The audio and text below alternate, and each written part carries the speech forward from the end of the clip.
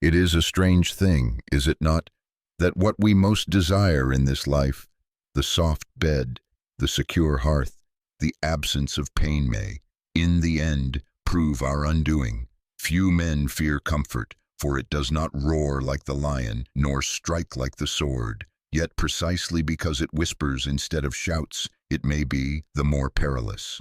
A man can resist a storm by bracing himself against it, but how shall he resist the still air that lulls him into sleep? We imagine the devil as a red figure with horns, breathing fire, but far more often he comes with the gentleness of a warm armchair and the subtle promise that nothing need be done today.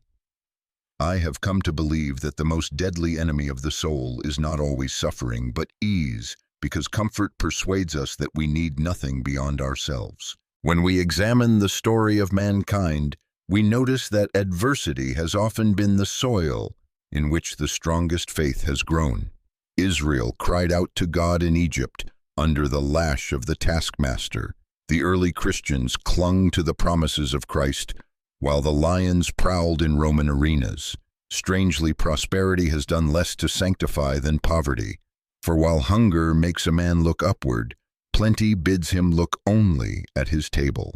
The temptation of comfort, then, is not that it is wrong in itself after all. The Father delights to give his children rest and nourishment, but that it so easily convinces us that the rest is the destination rather than a way station. Comfort is a servant, not a master. Food is good, but gluttony corrupts it. Rest is sweet, but sloth defiles it. Security is welcome, but when worshipped, it hardens into idolatry. The mind grows sluggish not by being challenged, but by being perpetually indulged. A pillow is a blessing at night, but disastrous if it becomes the whole aim of one's day. We must see that there lies a profound danger in the subtle message comfort whispers. All is well. You need not change. The Christian story, however, is one of pilgrimage.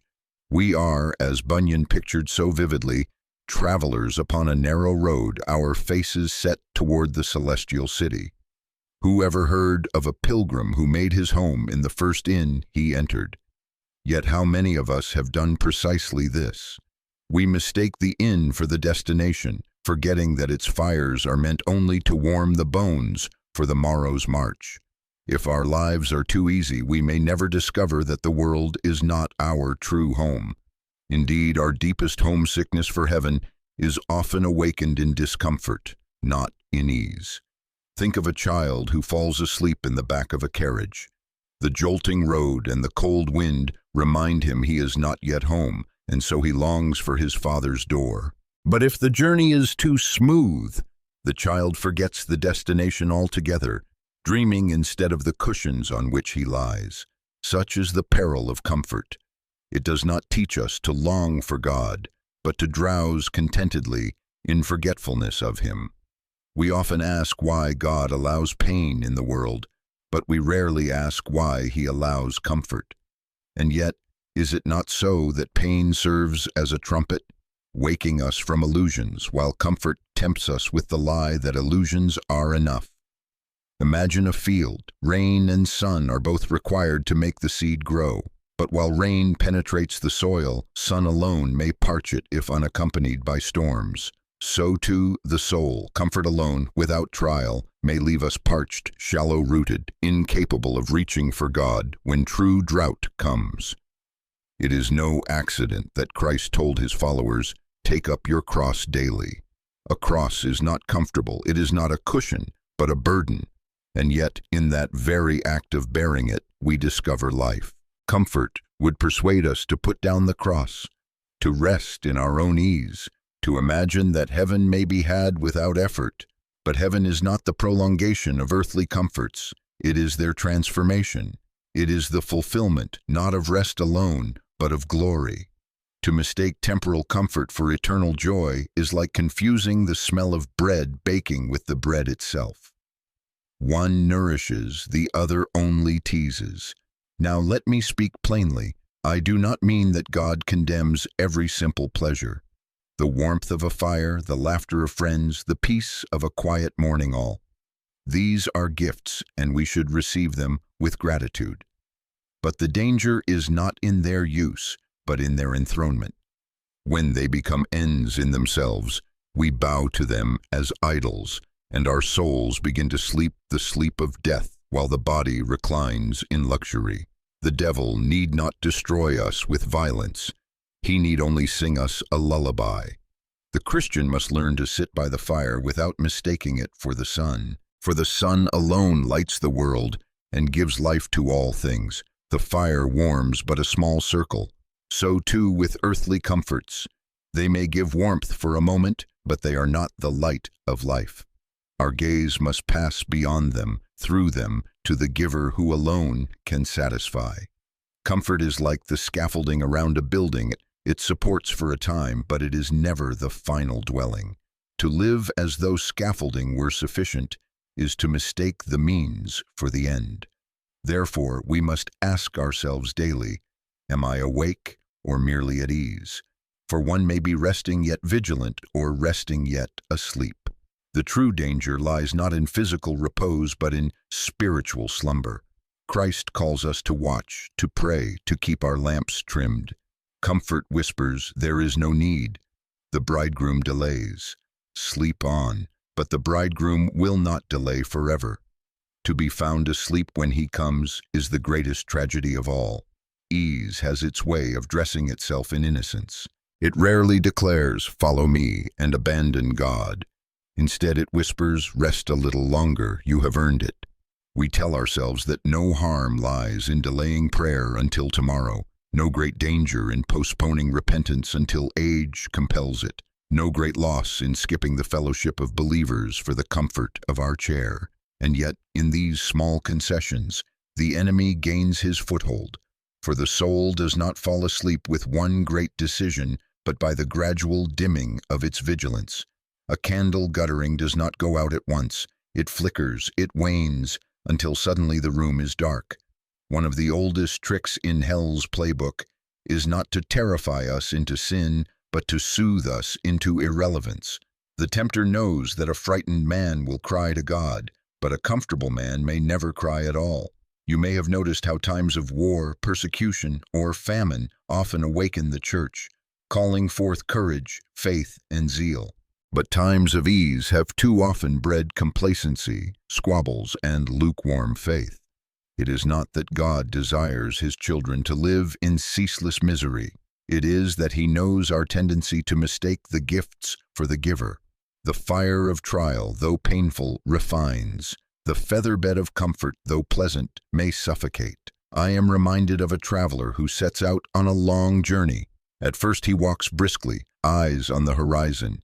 But when he comes to a meadow soft with grass, he lies down just for a moment. The sun is warm, the breeze is gentle, and he thinks no harm in closing his eyes.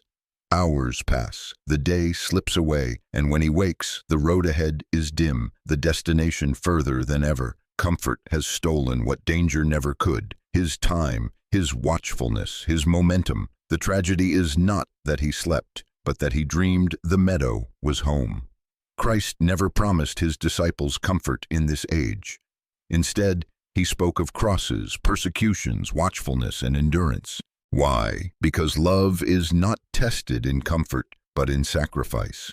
Faith is not proved by ease, but by trust in hardship.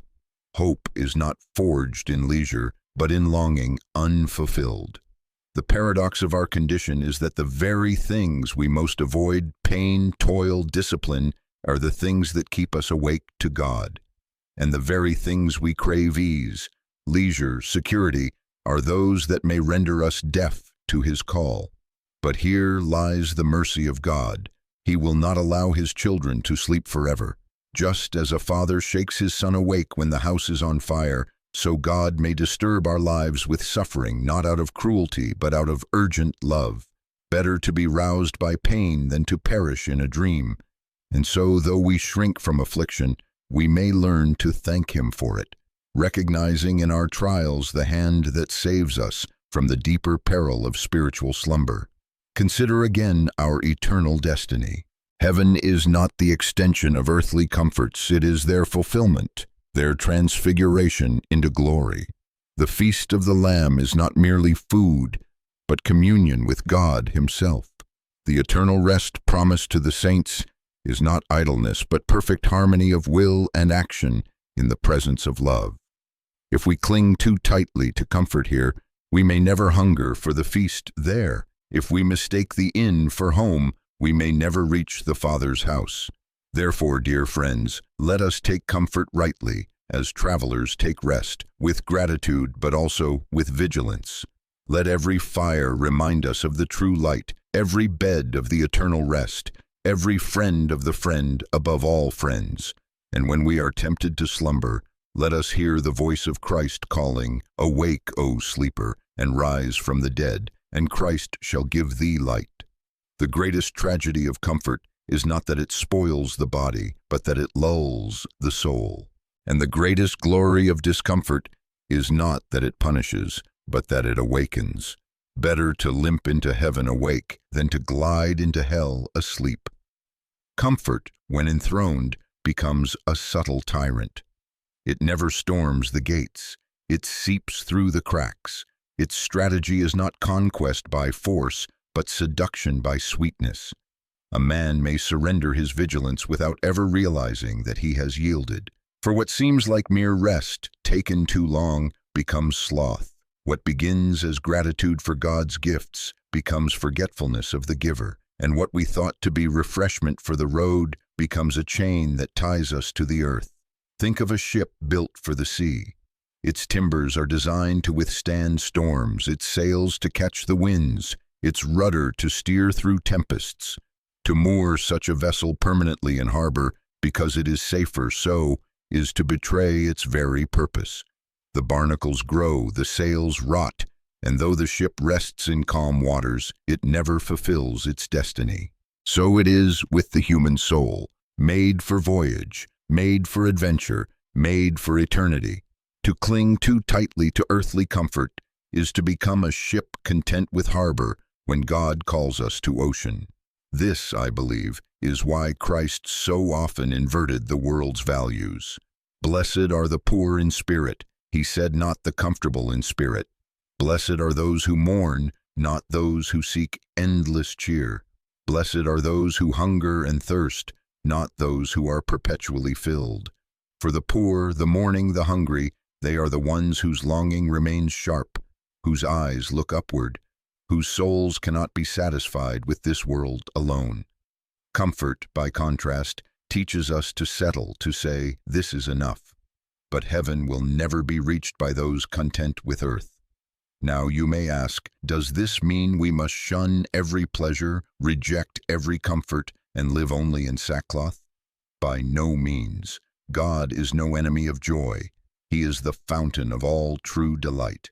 But He is jealous for our hearts, and He knows that unless our pleasures are received as foretastes of Him, they will become substitutes for Him. The garden is not wrong. It is wrong only when we forget the gardener. Bread is not evil. It is evil only when it dulls our appetite for the bread of life. The devil does not care whether you fall through vice or through comfort, so long as you do not rise to God. And for many souls, it is not the roaring lion that devours, but the purring cat. The enemy is subtle enough to offer us pillows instead of chains, if only they keep us asleep. What then is our defense? It is watchfulness.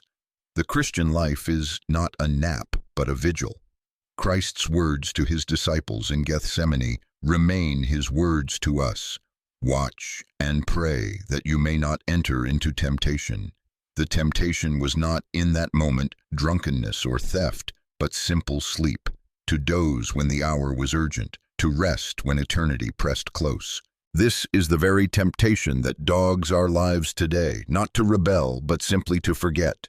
We must therefore train ourselves to use comfort without being mastered by it, to sit in the chair without sinking into it, to eat the feast without forgetting the host, to sleep at night without dreaming that we are already home.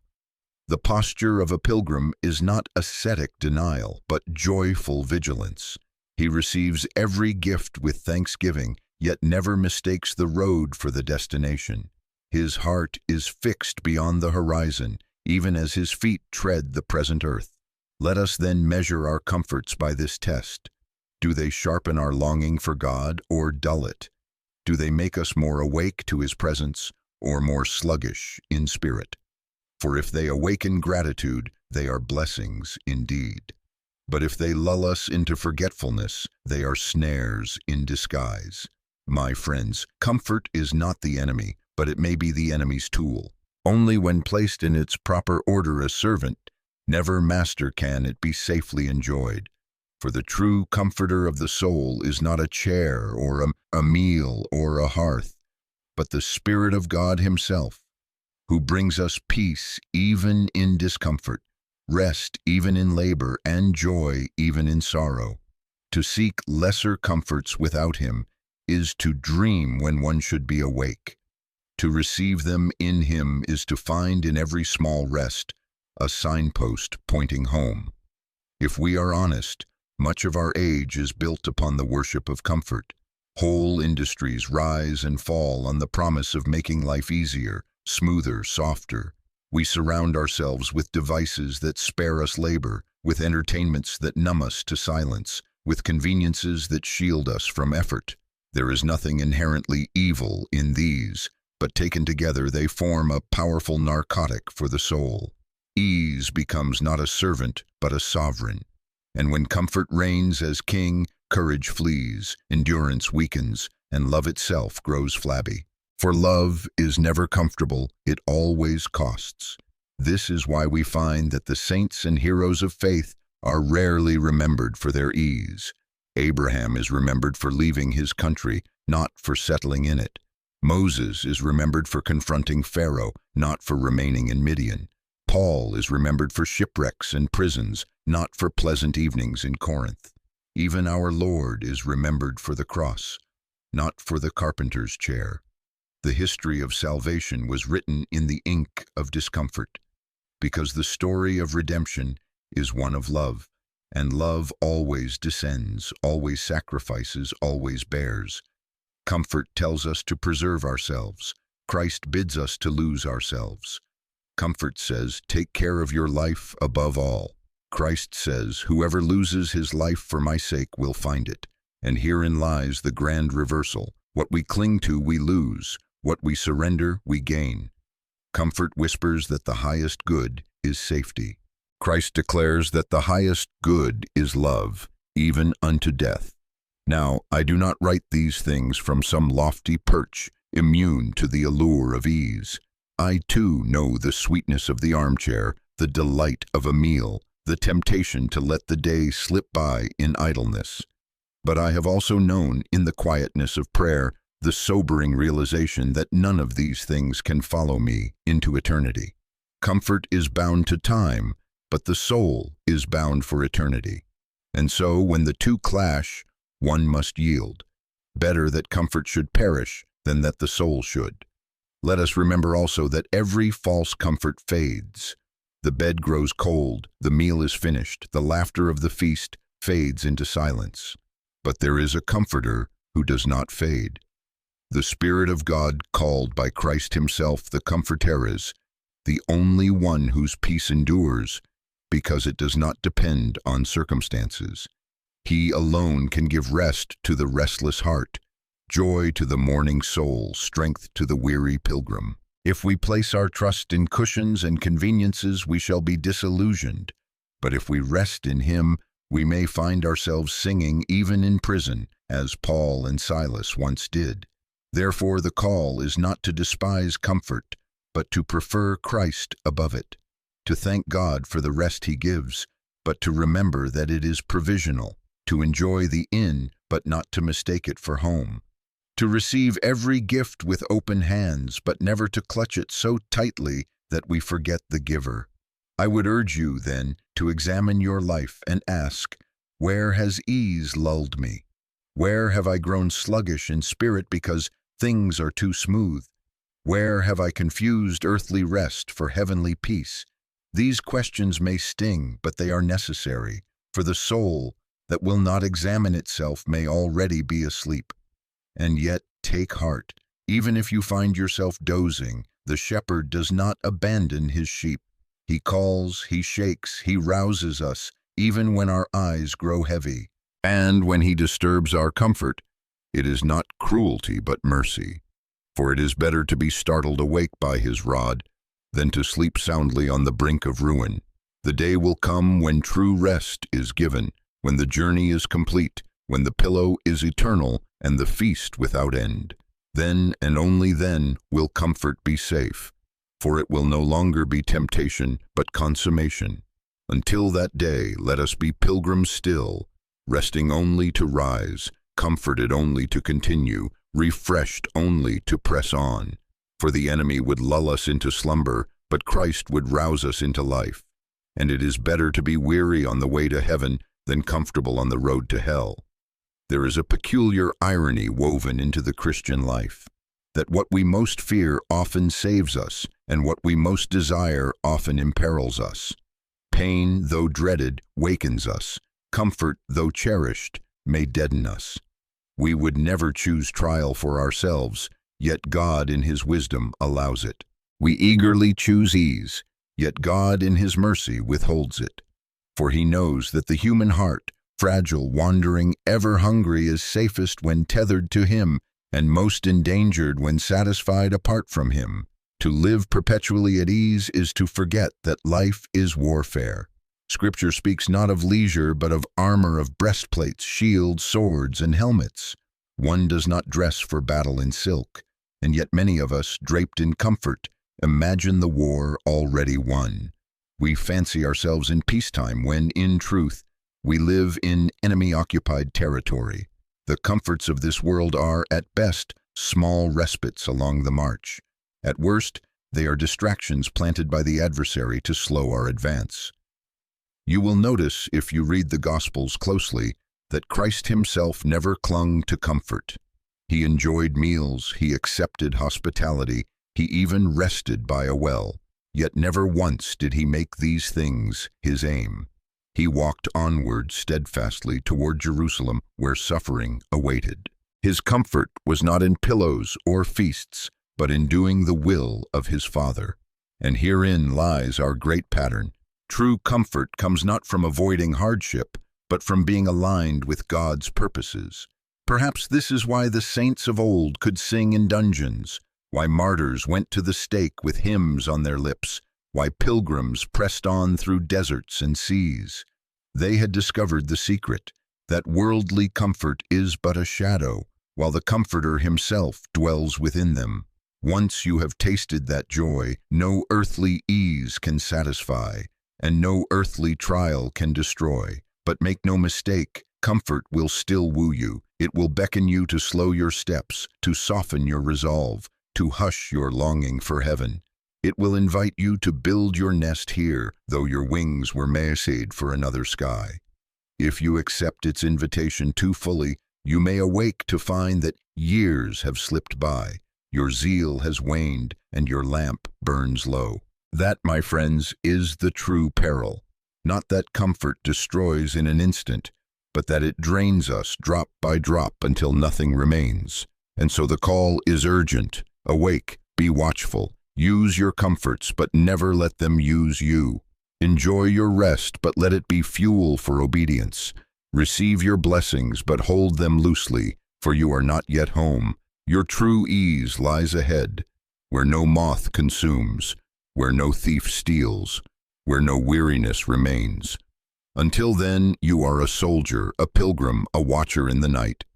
The time will come when Christ himself shall wipe away every tear, when comfort shall no longer be temptation but consummation. On that day the longing will be satisfied, the striving ended, the journey complete, and all the little inns along the way will be forgotten in the joy of arriving at the Father's house. So let us not be lulled by ease into forgetting our destiny. Let us not trade eternal glory for temporary comfort. Let us walk on, weary if we must, but awake, wide awake to God, to love, to eternity. For the enemy sings lullabies, but Christ calls us to rise. And blessed are those who, hearing his voice, remain awake until the dawn. Comfort, in its truest and highest sense, belongs not to this world at all. What we touch here, the warm bed, the fire that crackles, the bread that fills, are but parables of a deeper reality. They are shadows on the cave wall, hints of a greater substance that waits for us beyond the veil. The human heart was made for an ease that no pillow can give, a peace that no harbor can secure, a joy that no feast can sustain. We call it heaven, but it is more than a place. It is the embrace of God Himself. This is why the comforts of earth, though sweet, will never suffice. They point, they beckon, but they cannot fulfill. To demand that they satisfy is like demanding that a picture of a meadow fill your lungs with air. The picture is true, but it is not the thing itself. Likewise, our comforts are true enough, gifts of a loving Father, but they are not Himself. They are tokens to awaken gratitude, not couches to induce slumber. And so, when ease tempts us to forget, we must remember we are not yet home. The road stretches on, and our companion walks beside us. At times he permits a green pasture, a still water, that our souls may be refreshed. But always the path rises again toward the high country where our true rest awaits. Woe to the man who mistakes the meadow for the mountain, who plants his tent in the valley and says, "This is enough." For he will find too late that his soul has withered while his body reclined. Yet blessed is the pilgrim who receives each comfort with thanksgiving, then rises to continue the march. He knows that every temporary ease is but a whisper of the eternal ease to come. He knows that the fires of earth are not the sun, that the beds of earth are not the Father's house, that the feasts of earth are not the marriage supper of the Lamb. He enjoys them, yes, but as foretastes, not finales. And let us not despise the Father's wisdom when He rouses us by hardship, for even His rod and staff are comforts, though of a sterner kind. Better to limp toward heaven awake than to glide toward hell asleep. Pain may sting, but it purifies. Ease may soothe, but it sedates. Which, then, is the greater mercy?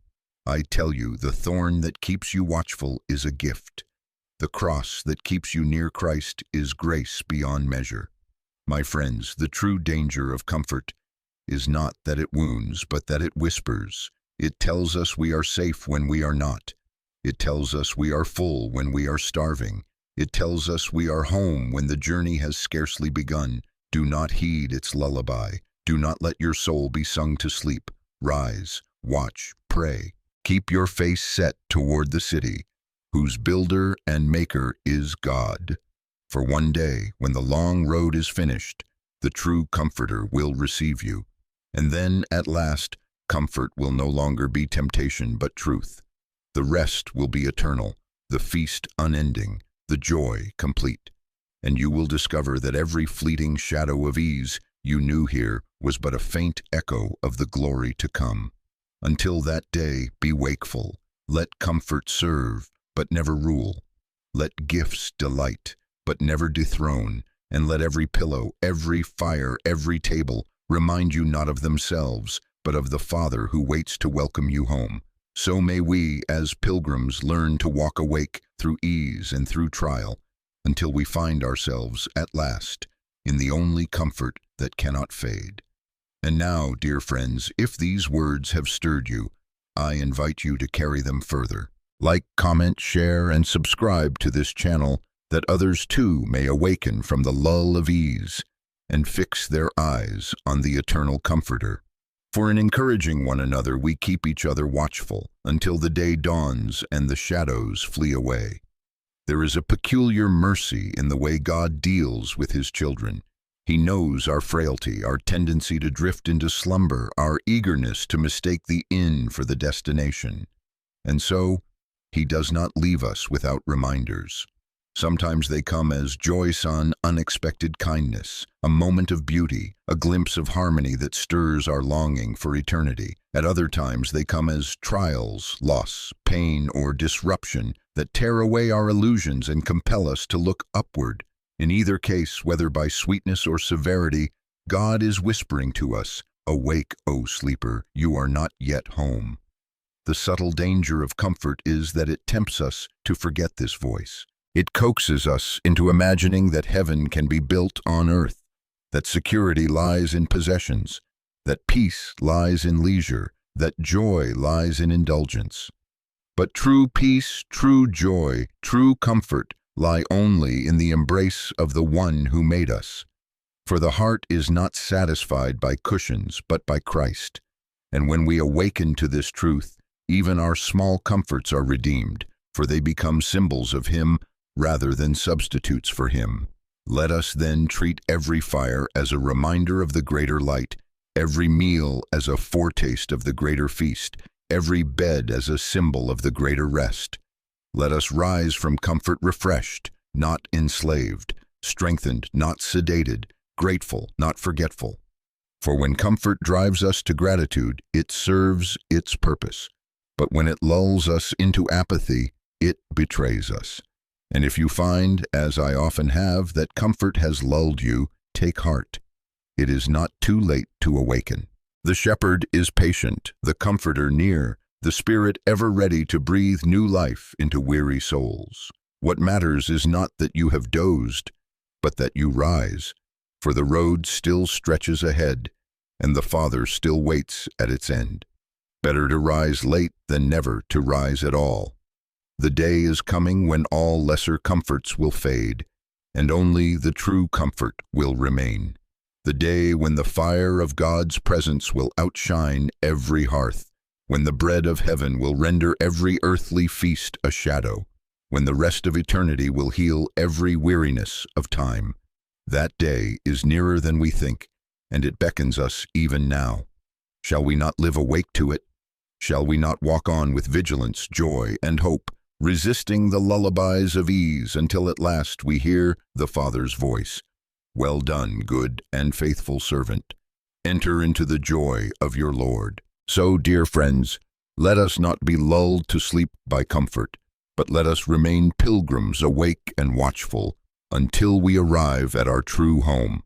And if these words have stirred you, I invite you, like, comment, share, and subscribe to this channel. By doing so, you help awaken others too, that together we may walk with eyes lifted, hearts vigilant, and souls alive, ever pressing onward, until we rest in the only comfort that cannot fade.